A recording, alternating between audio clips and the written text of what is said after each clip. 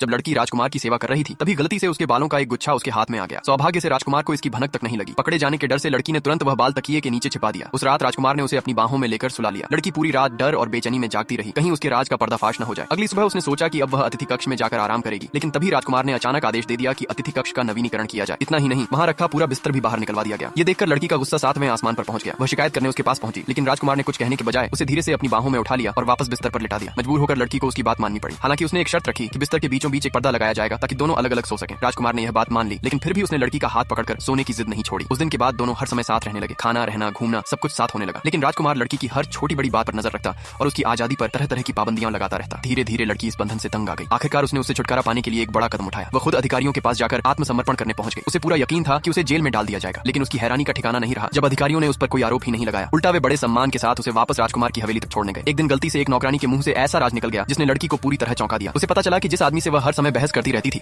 वह कोई साधारण व्यक्ति नहीं बल्कि पूरे साम्राज्य का शाही युवराज था। यह सच जानने के बाद लड़की का रवैया एकदम बदल गया। उसने अपने पुराने विद्रोही स्वभाव को छिपाकर राजकुमार को खुश करने की हर संभव कोशिश शुरू कर दी। लेकिन उसके दिल के किसी कोने में अब भी एक ही ख्वाहिश बाकी थी, किसी भी तरह इस सुनहरे पिंजरे से आजाद होकर भाग निकलने की। सब्सक्राइब कर लो, अगला पार्ट